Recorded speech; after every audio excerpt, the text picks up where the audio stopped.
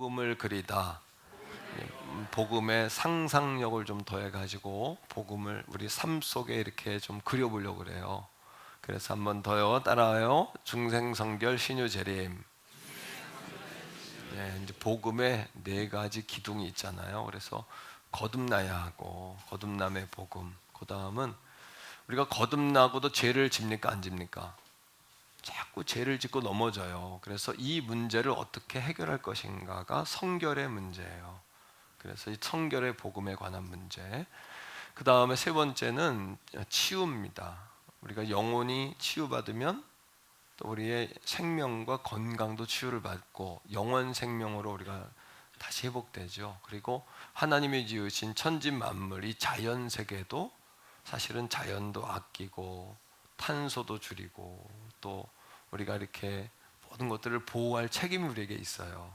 그런 신유와 치유의 부분을 좀 나누고, 마지막은 신앙생활이 그 주님 오시는 문제가 해결받아야 좀 뻥 뚫립니다. 그래서 이게 선순환이 됩니다. 신앙생활이. 어떤 분이 제가 재림에 관한 성경 말씀을 전했더니 마음이 시원하다 그러세요. 뭐냐면 답답했었는데 마지막 날 되어질 일이 이것이구나 이렇게 아셨다는 거죠. 그래서 다시 오실 주님에 관해서 성경 중심으로, 말씀 중심으로, 어떤 신학 중심이 아니라 교리 중심이 아니라 성경 말씀 중심으로 이렇게 좀 복음을 그려보려고 합니다. 그래서 오늘은 첫째 시간인데 한자로는 중생이에요. 중생, 거듭 태어난다 이런 뜻이고, 우리말로는 거듭남이에요. 거듭남. 영어로는 born again, 다시 태어난다 이런 뜻이고요. 헬라어로는 아노덴이라고 그래요. 아노덴은 하늘로부터 났다 이런 이야기입니다. 오늘 그림을 하나 보여드릴 텐데 그림 감상을 한번 하면서 말씀을 시작할게요. 이 그림은 크레인 핸드릭스 보마레인이라는 1600년대의 화가가 그린 그림입니다. 이 그림의 제목은 예수님과 니고데모의 한밤중의 만남, 이런 제목을 가지고 있는데요. 자, 밤에 만난 예수님과 니고데모입니다. 그림을 보시고 잘 보이시죠? 가운데 등불이 있잖아요. 그러니까 한밤중이라는 얘기고 두 개씩이나 켰으니까 누가 니고데모일까요? 그러니까 모자 쓴 사람이 안 쓴 사람이요? 쓴 사람이 예수님 같으세요? 이유가 뭐예요? 잘 몰라야 제가 할 말이지. 정리를 딱 해드려야죠. 모자를 쓴 이가 니고데모입니다. 그리고 그 앞에 계신 분이 예수님이시죠. 누가 더 나이가 많은 것 같아요? 니고데모가 나이가 10살 이상 많습니다. 왜냐하면 니고데모는 국회의원이었기 때문에 당시 국회의원은 40세 이상입니다. 이제 그 유대 율법에 의해서 나이가, 예수님은 30대 초반이셨죠. 10살 이상 많습니다. 자, 손을 주목해서 보세요. 니고데모는 어디를 가리키고 있어요? 어디요? 가슴. 한쪽 손은요? 성경. 무슨 얘기냐면 이 그림은 구원에 관하여 설명하는 그림인데 성경에 말한 대로 나는, 이런 얘기예요. 니고데모는. 한번 따라합니다. 성경에 말한 대로 나는. 그런데 오늘도 나를 바라보면 절망스러워요. 우리. 제가 마음아 힘내라. 이거는 참 우리 인생은 절망스럽다. 한계가 있다. 이걸 이야기하는 거예요. 니고데모의 손은 어디를 가리켜요? 한 손은 성경, 한 손은 하늘. 그래서 따라합니다. 성경대로 하나님께서는, 우리 구원은 성경대로 하나님께서 우리에게 사랑을 베푸셨기 때문에 우리 구원의 근거는 거기에 있다는 거죠. 그러니까 이 그림이 아마 루브르 박물관에 있는 걸로 알고 있는데, 제가 프랑스 파리를 갔을 때 봤어야 하는데 그때는 몰랐어요. 그러니까 사람은 아는 만큼 보여요. 따라합니다. 아는 만큼 보인다. 또 한 번 더, 깨달은 만큼 보인다. 한 번 더요, 믿는 만큼 보인다. 그러니까 알아야 보이고 또 깨달아야 눈이 열리고 또 믿으면 보이지 않았던 게 보여요. 참 신비한 세계예요. 영적 세계는. 오늘 말씀 속에 보니까 한밤중에 예수님을 찾아오는 니고데모를 보게 됩니다. 1절에 니고데모가 누군지가 나와요. 자, 1절을 보겠는데 같이 읽습니다. 그런데 바리새인 중에 니고데모라 하는 사람이 있으니 유대인의 지도자라. 첫째, 바리새인이라는 것은 말 그대로 분리주의자, 분리된 자란 뜻인데 나는 당신들과 다릅니다 이거예요. 그들은 율법 선생들이라서 8일 만에 할례를 받고 성경에 전통해요. 바리새인 학교를 나와요. 그래서 여러분 바울이 유대인이었지만 이방에서 태어났잖아요. 근데 그가 어렸을 때 그의 아버지가 바울을 예루살렘으로 유학을 보내서 누구의 문화에서 가말리아의 문화에서 뭐 하는 거예요? 수학을 하잖아요. 공부를 하잖아요. 도제 교육처럼. 마찬가지로 바리새인이 되려면 학교를 나와야 돼요. 이 니고데모는 신학 박사, 성경에 정통한 사람이고 신학 박사예요. 그리고 바리새인이에요. 두 번째, 니고데모라는 이름의 뜻은 뭐냐면 정복자란 뜻이에요. 그러니까 그의 아버지가 니고데모가 났을 때 야망을 심어줬어요. 그래서 니고데모는 어려서부터 야망 속에 컸어요.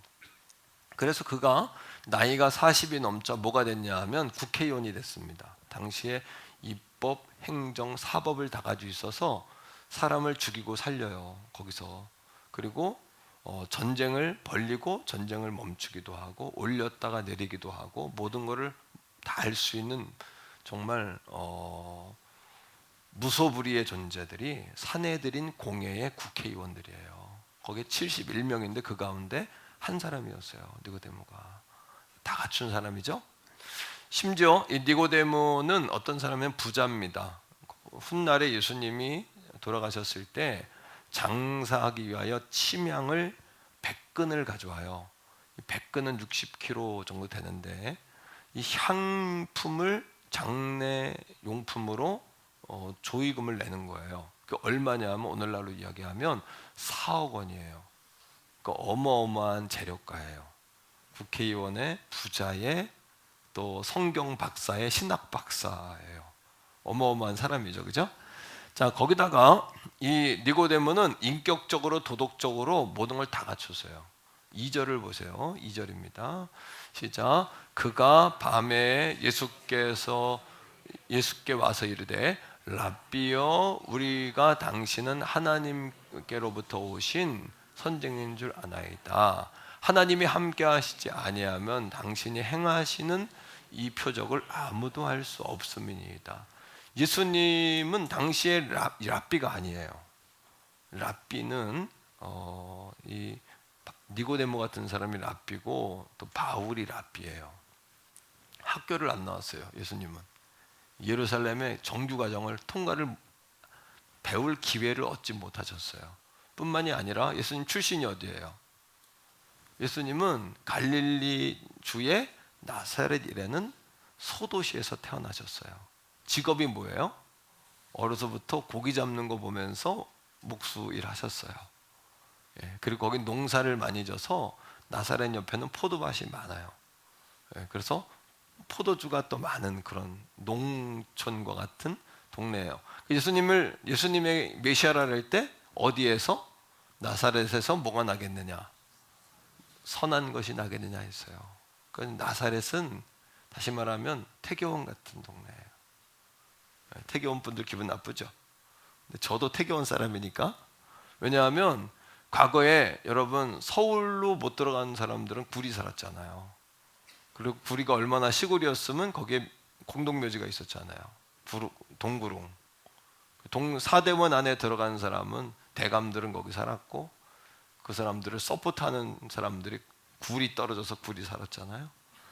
그리고 태교원을 지나 광릉내로 갔잖아요. 거기에 광릉에 또 왕릉이 있잖아요. 그러니까 여기는 엄청 시골이었고 그런 동네인데 지금은 전철이 뚫렸고 지금은 태교원 성결교회 때문에 빛이 나고 있잖아요. 할렐루야. 옆에 있는 분에게 말씀해 주세요. 태교원에서 선한 것이 나셨네요. 이렇게 시작. 태계원에서 선한 것이 나셨네요. 그게 정말 그렇잖아요. 지금은 지역적으로 도시 개발적으로 그렇지만 도시도 그렇고 영적으로도 정말 하나님께서 기뻐하시는 우리 태계원 선교회 재단이 있잖아요. 얼마나 복을 받았습니까? 우리가 너무너무 복을 받았죠. 그런 동네예요. 근데 나사렛 예수인데 랍비는 40세 이상인데 해당이 없어요. 그런데 이 니고데모가 예수님에게 선생님 한 거예요. 제가 한 7가지 정도 그림을 우리 부교육자들에게 보내고 이거 하나만 올렸는데 시간상 니고데모와 예수님에 관한 성화들이 많아요. 그런데 니고데모가 한밤중에 이게 천으로 얼굴을 가리고 날카로운 눈빛을 하면서 어딘가를 가는 그림이 있어요. 왜요? 긴장한 거예요. 누가 볼까 봐. 예수님을 만나고 싶은데 자기의 어떤 환경이 예수님을 만날 환경이 아니에요. 예수님과 어나더 레벨이에요. 다른 레벨이에요. 이 니고데모는 1%, 상위 1% 이상 되는 사람이고 예수님은 정말 그 당시에 굉장히 위험한 인물이었어요.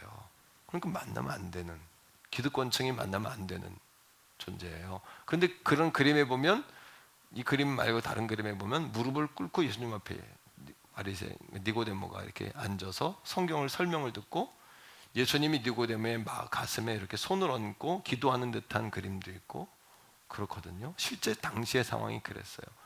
뿐만 아니라 니고데모는 예수님의 행하신 표적을 눈으로 본 사람이에요. 이런 표적은 하늘에서 보내지 않았으면 당신이 이거 할 수 없다. 이렇게 예수님에게 진리를 구하면서 왔잖아요. 그러니까 모든 걸 다 체험한 사람이에요. 그런데 뭔가 채워지지가 않는 거예요. 오늘 이 아침에 여러분 교회에 와서 채워지시기를 축복합니다. 부족하면 안 돼요. 채워져서 돌아가는 우리 오늘 이 시간 될 수 있기를 축복합니다. 그런데 니고데모는 안 채워지는 거에 다 가졌는데도 니고데모에게 부족한 게 뭐가 있어요? 먹질 못하겠어요? 입질 못했겠어요? 어딜 못 갔겠어요? 다 머리 숙이는 존경받는 존. 그 한밤중에 여러분 천으로 두르고 오는 거 아닙니까? 예수님 만나러.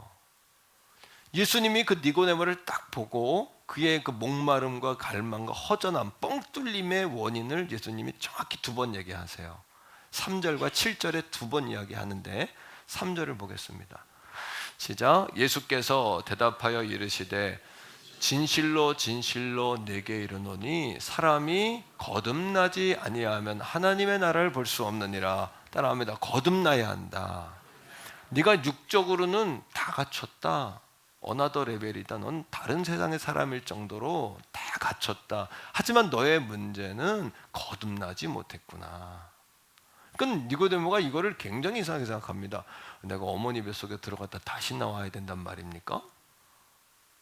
거듭난다는 이야기가 무슨 뜻입니까? 7절에 예수님 또 한 번 거듭 말씀하십니다. 자, 시작. 내가 내게 거듭나야 하겠다 하는 말을 놀랍게 여기지 마라. 내가 내게 거듭나야 한다는 이 말을 놀랍게 여기지 마라. 이렇게 말씀하세요. 따라합니다. 거듭나야 한다. 오늘 이 아침에 이것을 놀랍게 여기지 않기를 원합니다. 우리가 채워지지 않는 이유가 여기에 있거든요. 우리가 채워지지 않는 이유가 여기에 있거든요. 자, 니고데모는 성경 박사예요, 신학 박사예요, 신학대학교 교수예요. 그죠? 부자예요, 국회의원이에요. 인격과 도덕과 이걸 다 갖춘 사람이에요.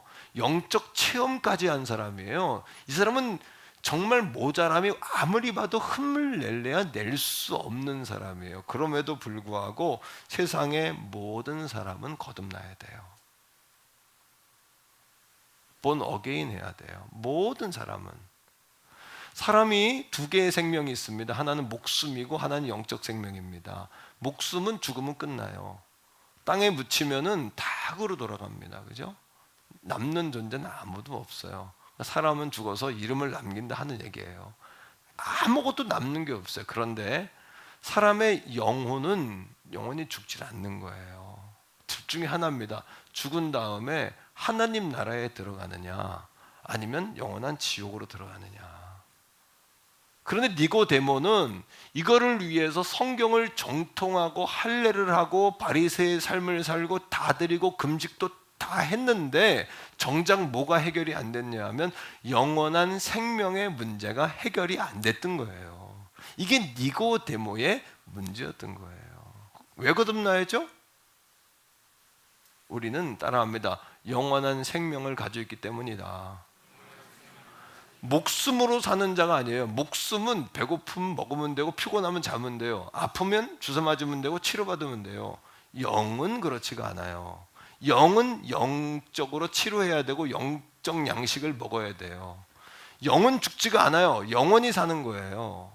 그러니까 왜 거듭나야 되냐면 영원한 생명을 가지고 있기 때문에 거듭나야 되고 마침내 우리가 하나님의 나라인 천국에 가야 하기 때문이에요. 이 문제가 해결 안 되면 이 땅에 살면서도 불안한 거예요. 만족이 없어요. 허전한 거예요. 행복이 없어요. 지루해요. 인생이. 지루한 거예요. 자, 그렇다면 거듭남이란 무엇일까요?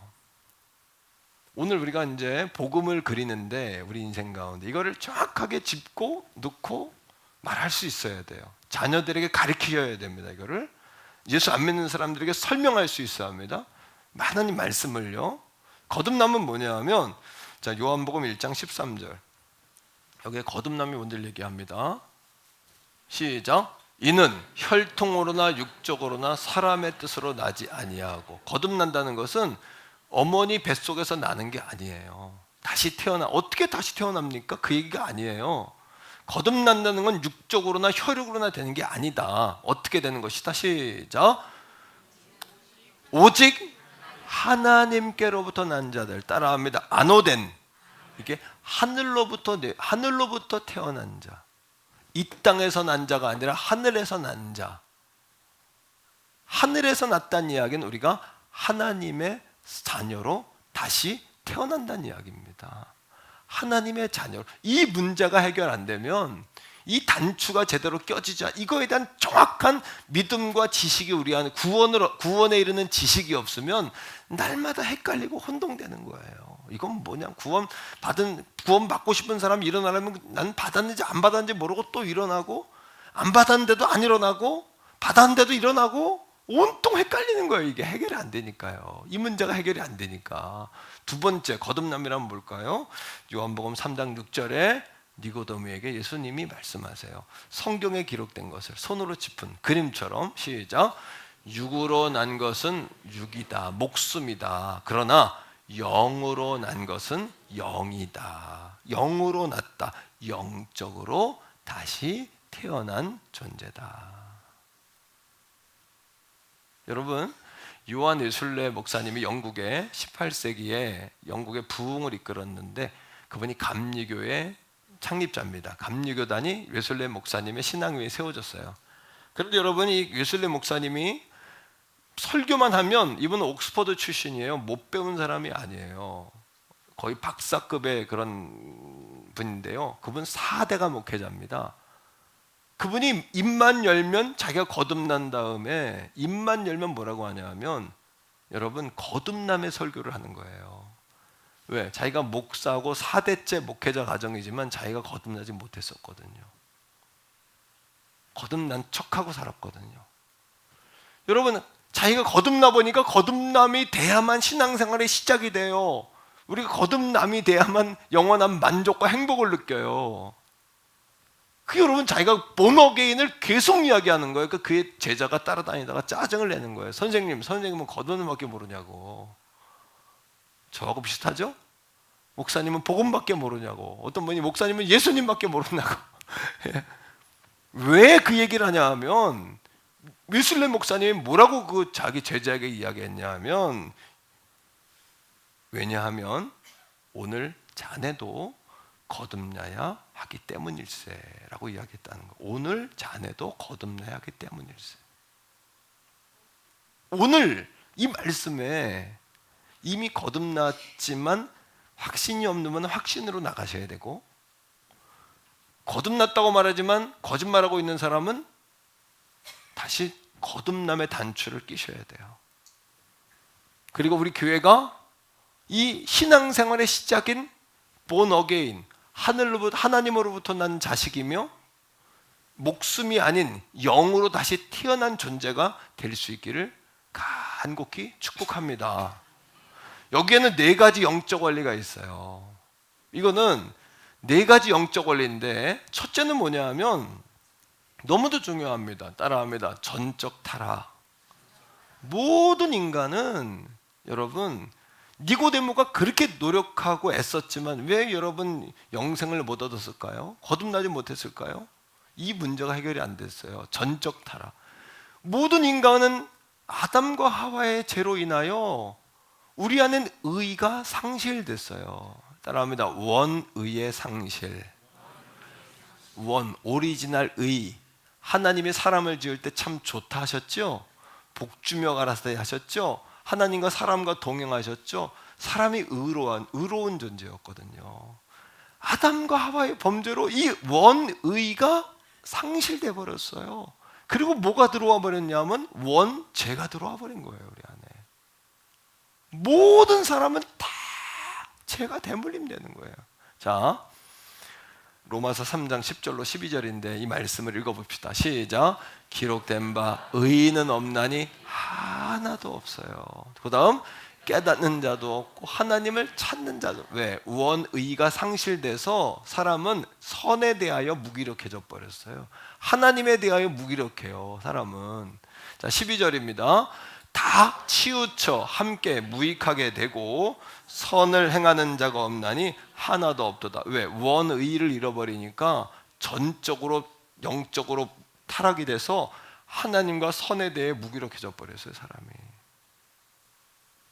여러분, 예수 잘 믿는 목사님과 사모님 사이에 아들이 났어요. 죄가 있어요, 없어요? 죄가 대물림돼, 아버지에게 대물림된 게 아니라 아담과 하와로부터 모든 죄가 대물림되기 때문이에요. 아무리 잘 믿는 장로님과 권사님이 결혼해가지고 아들을 낳았다고 사람의 죄가 사라지지가 않는 거예요. 이렇게 영적으로 무기력해져 있는데 니고데모는 하나님 말씀을 연구했지만 이 죄에 관한 문제를 모르는 거예요. 그러나 두 번째 따라합니다. 선행적 은총. 이렇게 죄로 인해 무기력해져 있는데 하나님의 사람들에게 선행적으로 손을 내미세요. 그래서 사람들에게 양심에 찔림을 주고, 때로는 그죠? 가책을 느끼잖아요. 우리가 죄를 지면 때로는 하나님의 선지자들을 보내가지고 의와 심판에 관한 말씀을 선포하기도 하시고, 하나님의 사람들을 세워서, 이게 선행적인 은총입니다. 오늘 니고데모가 이 하나님의 선행적인 은총 때문에 마음이 감동된 거잖아요. 그 영적 갈망을 갖다가 한밤중에 아무도 안 보는 한밤중에 예수님을 몰래 찾아온 거 아닙니까? 그런 갈망 때문에 오늘 이 아침 우리도 하나님의 선행적인 은총, 다시 말하면 성령의 인도하심으로 여기까지 온 거예요. 이 말씀을 듣게 된 거예요. 여러분, 선택받은 분들이고 선별되신 분들이에요. 자, 이 선행적 은총으로 인해서 세 번째, 한번 따라합니다. 죄의 전가. 우리 하나님은 의로우신 분이기 때문에 죄를 가만히 두고 못 보세요. 다 멸망이야, 죄를 지면. 맞죠? 하나님은 의의 하나님이시니까. 그런데 하나님의 또 다른 이면의 성품이 뭐냐면 사랑의 하나님이세요. 의와 사랑의 하나님이 대치가 된 거예요, 하나님 안에서. 그러니까 뭐예요? 심판해야 되겠는데 사랑 때문에 우리를 심판하기를 주저하시는 거예요. 그리고는 하나님이 거기에 답을 내시는데 뭡니까? 자기의 외아들인 예수 그리스도를 뭘로? 제물로 우리에게 보내시는 거예요. 따라합니다. 죄의 전가. 근데 문제는 뭐예요? 예수님이 죄가 있다면 우리의 죄를 전가받을 수 없어요. 이런 겁니다. 구약시대에 어린 양을 여러분, 죄진 사람이 가지고 와요, 어린 양을. 그리고 머리에 안수합니다. 제사장이 안수하는 게 아니라 양을 가져온 사람이 안수합니다. 그러면 흠없고 어린 양만 되죠? 왜 흠없는 어린 양만 썼을까요? 어른들은 안 되나요? 토실토실하게 살찌면 안 되나요? 사람이 자라면서 흠이 생기기 때문에 그래요. 흠이 없는 어린 양을 가져와야, 어린 양의 흠 없으면 누구에게로 들어와요? 내게로 전가돼요. 나의 죄는 누구에게로 전가돼요? 이게 우리가 책임을 전가한다고 하잖아요. 우리의 죄의 책임은 어린 양에게 전가시키고, 어린 양의 흠 없으면 내게로 전가를 받는 거예요. 예수님이 이 땅에 오신 사건, 예수님이 이 땅에 오신 사건은 왜 흠 없는 어린 양으로 예수님이 오셔야 됐냐 하면, 예수님이 죄가 있으면 예수님의 의로움을 우리가 전가받을 수가 없잖아요. 그럼 어떻게 합니까? 예수님이 남자의 씨를, 다시 말하면 아담의 씨를, 죄의 씨를 받지 않고 성령으로 잉태돼서 사람의 몸을 빌려서만 이 땅에 오셨다는 거예요. 그래 예수님이 흠이 없으니까. 역으로 이야기하면 예수님이 어떻게, 사람이, 남자의 씨가 없는데 어떻게 사람이 날 수 있냐? 거꾸로 이야기합시다. 사람의 씨를 받으면 의로울 수가 없는데요. 이게 변증입니다. 그죠? 성령께서 역사하시기를, 이해되게 역사해 주시기를 원합니다. 성령이 역사해 주셔야죠. 제가 교리를 학습시키는 게 아니라 이게 믿음으로 믿어지는 역사가 있기를 바랍니다, 여러분. 그럼 뭐예요? 베드로전서 2장 24절이에요. 같이 읽습니다. 시작. 친히 나무에 달려 그 몸으로 우리의 죄를 담당하죠. 우리의 죄를 뭐 하신 거예요? 전가 받으신 거예요. 책임 전가. 우리의 죄를 전가시킨 거예요. 하나님께 전가하게 하신 거예요. 그 다음에 시작. 이는 우리로 뭐에 대하여? 죄. 그래서 구원받을 때 원죄의 문제를 해결받는 거예요. 우리가 구원받을 때 예수님에게 우리의 죄의 셈인, 우리는 죄의 셈이잖아요. 죄의 뚜껑이 열려있으니까 말만 죄가 솟잖아요. 죄의 셈, 죄의 근원의 문제, 원죄의 문제를 우리가 구원받을 때 해결을 받는 거예요. 할렐루야. 너무나 이거 흥분되는 일 아닙니까?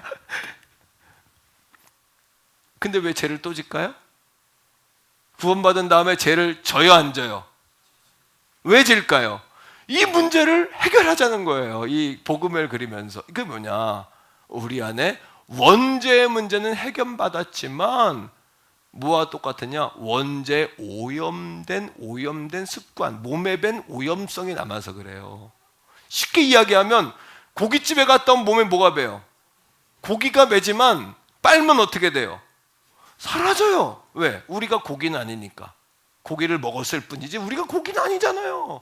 고기는 빨아도 무슨 냄새 날까요? 물고기는 물고기 냄새, 육고기는 육고기 냄새 나는 거예요. 왜? 죄가 그대로, 존재가 그러니까. 그 베드로에게 목욕한 자는 발만 씻으면 된다고 주님 하셨던 말. 그러니 그 죄의 문제, 다음 주에 왜 구원받고도 죄를 짓는지, 죄의 문제는 어떻게 해결하는지 다음 주에 얘기하려고 그래요. 다음 주에 빠지지 말고 꼭 나오세요. 개봉박두예요. 손해보는 거예요. 이게 손해. 이런 말씀을 놓치면. 예. 여러분, 책임 전가를 한 예수님께 구원받은 우리 죄에 대해 죽고 의에 대해 살게 하려 함이라 라고 이야기하잖아요. 자, 그 다음에 우리가 어떻게 되는 거예요? 하나님을 그러면 뭐라고 부르게 돼요? 다시 말해, 베드로전서 2장 20 다시 띄웠네요. 자, 그가 채찍에, 시작. 그가 채찍에 맞음으로 어떻게 돼요? 너희는 나음을, 우리가 우리의 죄의 병에서 나음으로 입은 거예요. 죄에 관한 나음을 입은 거예요. 오늘도 우리 죄의 문제 해결받고 육간의 강건 해결받아 돌아가기를 축복합니다. 이거가 해결되는 거예요. 그게 신바람 나죠. 자, 로마서 8장 15절에 그래서 우리가 결국 어떻게 돼요? 과거에는 원죄로 인하여 죄에 관한 두려움이 날마다 있어요. 사탄이 날마다 죄의 문제를 건드려. 너 죄인이야, 너 저질잖아, 뭐 했잖아. 그러나 이제는 그 무서워하는 종의 영을 우리가 지배를 받지 않아도 된다는 얘기예요. 시작. 너희는 다시 무서워하는 종의 영의 지배를 받지 아니하고 뭐에? 양자의, 하나님의 아들은 예수님밖에 없는데 예수님이 십자가에 죽으신 책임전가의 사건을 통하여 우리가 하나님의, 따라합니다, 양자가 되는 거예요. 하나님의 양자가 되면 하나님의 자녀가 되면서 모든 권세를 다 유산을 물려받을 법적 근거가 생겨요. 이게 자녀된 권세예요. 자, 영을 받았으므로, 그 다음에 시작, 우리가 아버지라고. 그러니까 부르짖느냐. 원죄로 인하여 원의가 상실됐어요. 그래서 하나님과 우리가 벽이 생겨서 우리가 하나님을 아버지라 부를 수가 없어요. 근데 예수 그리스도의 책임전과 재전가 사건으로 그 사실을 믿으면 우리가 어떻게 돼요? 하나님과 우리 사이에 원의가 뭐 되는 거예요? 상실된 게 회복이 돼요. 자녀되면 뭐가 돼요? 회복이 되면서 우리는 하나님을 뭐라고 불러요? 그 감격을 가지고 아빠. 애들 아빠를 어떻게 불러요? 아빠 그래요? 아빠 하잖아요. 그죠? 아빠. 조금 크면 아버지 하잖아요. 할렐루야. 예. 그 마음으로 아빠 한번 부르. 시작. 아, 좋았어요. 아주 잘하세요. 연습을 하도 하니까 우리 성도들이 아빠. 그럼 아빠라는 그 의미 속에 모든 게 다 담겨 있잖아요. 아빠 나 여기 있어. 나 뭐가 필요해. 아빠 나 알잖아. 아빠 좋아. 다 들어 있잖아요. 그죠? 한 번 더 아빠. 시작. 아빠. 예. 아빠 아버지라 부르짖게 되는 거예요. 할렐루야. 이게 웬 은혜입니까? 웬 축복입니까? 이게 중생의 복음이요, 거듭남의 복음이요, 아노덴의 복음이요, 본어게인의 복음이요. 이게 중생의 교리 아닙니까? 이게 신앙생활의 시작이요. 행복하죠?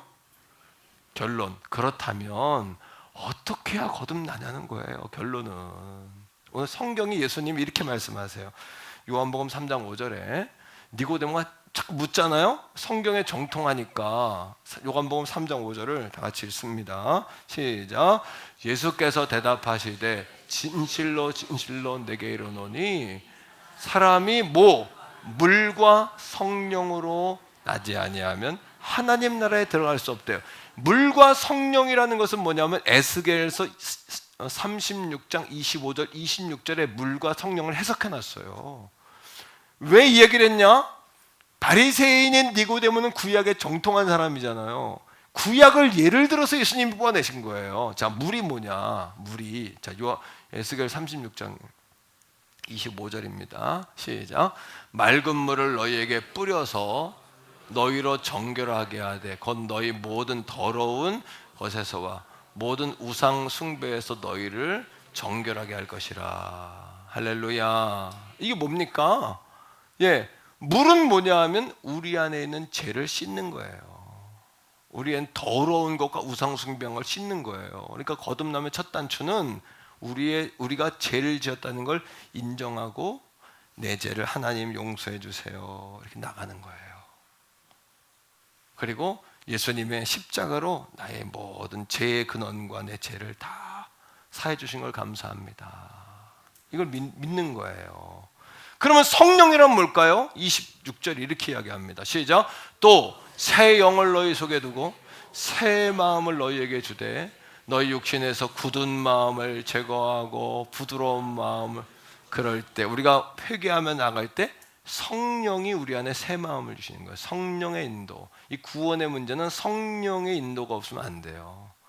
구원의 여정은 성령의 인도하심이에요. 성령 세례로 시작되는 거예요. 한번 더 하세요. 성령님 인도해 주세요. 성령의 인도. 성령을 인정하는 거예요. 성령을. 그래서 디도서 3장 5절인데 너무도 중요합니다. 이게 디도서 3장 5절 읽어봅시다. 시작. 우리를 구원하시되 우리가 행한 바 의로운 행위로 말미암지 않고. 이 니고데모가 이것 때문에 걸린 거예요. 의로운 행위로 되는 게 아니라는 거예요. 그 다음에 시작. 오직 하나님의 뭐로? 긍휼하심, 불쌍히 여기심 때문에 된 사건이에요. 이게. 그 다음에 중생의 씻음. 이게 중생의 씻음. 뭐와 뭐로? 물과 성령으로 씻음 받아야 돼요. 그 다음에 뭐예요? 성령의 뭐하심으로? 새롭게 하심으로 하셨다. 할렐루야. 중생으로 씻음 받아야 돼요. 그 다음에 성령의 새롭게 하심이 뭐냐? 바로 성결의 은혜예요. 다음 주에 나오는 죄의 권세를 이기는 방법이 뭐냐면 성결의 은혜를 받아야 되는 거예요. 성령 충만을 받아야 되는 거예요. 이게 성결의 은혜예요. 성령 충만이. 이게 여러분, 자, 요한복음 3장 8절에 니고데모가 이렇게 설명하세요. 시작. 바람이 임의로 부는 건 어디서 부는지 몰라요. 바람이 임의로 불어요. 부는데 어떻게?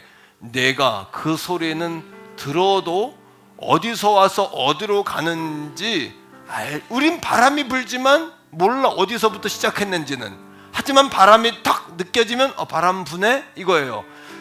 이 거듭남의 문제는 사람들은 몰라요. 거듭남을 경험한 나만 아는 거예요. 바람을 느끼듯이. 그 얘기예요. 하지만 이 시간이 지나면 이것이 내 안에서 열매가 돼서 밖으로 흘러넘쳐요. 그럼 사람들도 이걸 알게 되는 거예요. 이게 중생의 말씀이에요. 중생의 복음이에요. 자, 성령으로 난 사람도 다 그러하니라 라고 그랬어요. 오늘 이 아침에 우리에게 거듭남의 은혜가 임하기를 축복합니다.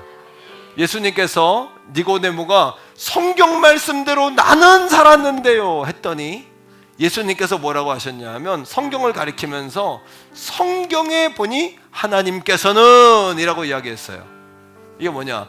제시 라일이라는 분이 구원의 확신이라는 책에서 구원의 확신에 대해 뭐라고 이야기했냐면 이렇게 얘기합니다.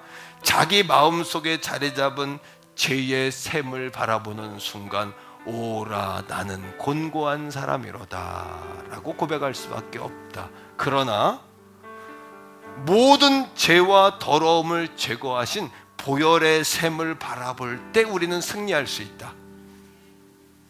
니고데모가 성경대로 나는 그런 구원 없어요. 나는 절망 아닙니까? 절망. 이 아침에도 성경대로 하나님은. 그러면서 니고데모에게 설명한 게 있어요. 니고데모에 너는 구약에 정통하지. 바리새인들이 최고로 생각하는 사람이 누구냐? 아브라함과 모세예요. 모세의 율법을 딱 꺼내면서 예수님이 이렇게 말씀하세요. 광야에서 이스라엘 백성들이 불평할 때 뱀이 나와 다 물어 죽였지? 예. 니고데모에게 설명하는 거예요. 그때 모세가 기도했잖아? 그렇죠. 하나님 뭐라고 그러셨지? 구리로 뱀을 만들어 장대에 매달아라. 그리고 그걸 바라보면 낫겠다 했지? 그랬죠. 그때 이스라엘 백성이 어떻게 했니? 물어보는 거예요. 니고데모가 말해요. 사람들이 말했어요. 아니 병을 고치려면 약초를 만들든지 약을 줘야지 뱀을 구리로 만들어서 바라본다고 낫나? 이렇게 생각하면서 바라보지 않은 자는 다 독이 퍼져 죽었죠. 그러나 하나님이 말씀하신 대로 구리로 만들어 장대에 매달아 그거를 바라보면 하나님 말씀대로 바라보니 나음을 입었죠. 그것이 바로 거듭남의 진리다. 여러분 아무리 위대한 우리가 예수 안 믿어도 착하고 도덕적인 사람 많아요. 그죠? 예수 믿는 사람보다 100배 좋은 사람 많아요. 그러나 그 사람들이 왜 구원과 관계 없을까요? 죄의 문제를 해결하지 않았기 때문이고 또 한 가지는 하나님이 내가 길이요 진리요 생명이요 내 이름 외에는 천하에 구원받을 이름이 없다고 말씀하신 하나님이 만들어 one way Jesus 오직 한 길이신 예수 그리스도의 길로 가지 않았기 때문이에요. 착하고 도덕적인 것과 구원은 관계가 없어요. 성격이 막 불같고 오늘 막 교회 오기 전에 남편과 대판 싸우고 왔어도 오늘 여기 와서 하면 잘못했어요 하나님 하면서 다시 하나님 바라볼 때 우리 마음에 뜨거움이 회복될 줄로 믿습니다. 아멘. 마귀가 주는 정죄감에 시달리지 마세요. 이걸 이야기하면서 요한복음 3장 14절 보세요. 자, 니고데모에게 율법에 정통한 시작 모세가 광야에서 뱀을 든 것 같이 인자도 들려야 하리니 나도 십자가에 달려야 한다는 걸 말씀하신 거예요. 15절 시작 이는 그를 믿는 자마다 영생을 얻게 할 모세가 뱀이 들렸을 때 본 자마다 독에서 해독되고 난 것처럼 내가 십자가에 달려 죽는 그 사건을 믿고 내 죄를 회개할 때 내가 거듭난다. 니고데모는 똑똑한 사람이잖아요. 그가 여러분 돌아갔지만 나중에 예수님 장례할 때 금을 4억 원어치 침양을 가지고 온, 자기 전 재산 가져오는 거예요. 예수님 돌아가신 것에 사무친 아픔, 자기가 예수님 십자가에 달릴 때 막지 못했잖아요. 하지만 니고데모가 관원들에게 뭐라 그래요? 예수님 막 정죄할 때 꼭 그렇게 생각할 문제가 아니라라고 바른 말을 하잖아요. 니고데모가 말을 하는 사람이거든요. 니고데모는 16절입니다. 시작. 하나님이, 이게 거기서 연결된 말씀인 거예요. 하나님이 세상을 이처럼 사랑하사 누구를? 독생자를 주셨으니 이는 그를 믿는 자마다 멸망하지 않고 영생을 얻게 하려 하심이라. 예수님이 율법 정통한 율법 교사인 니고데모에게 모세의 뱀을 예를 들어 자신을 이야기하고, 마지막으로 하나님이 만드신 길은 one way Jesus다. 예수 그리스도밖에 한 길밖에 없다. 그리고 내가 관원이고 부자고 성공한 사람이지만 내가 평안이 없었던 이유가 이거였다. 만족이 없었던 이유가 이거야. 신앙이 성장되지 않은 이유가 이거다. 하나님이 세상을 누구처럼 사랑하사? 자기 이름을 넣어서 한번 해봅시다. 자, 하나님이 세상을 대신 자기 이름을 넣어요. 시작. 하나님이 도각록을 이처럼 사랑하사. 한 번 더. 하나님이 도각록을 이처럼 사랑하사. 내 이름 얘기하지 말고 여러분 이름을 넣으세요. 왜 내 이름을 넣으세요? 자, 하나님이, 시작. 하나님이 이처럼 사랑하사. 하나님이 도각록을 이처럼, 한 번 더 해요. 하나님이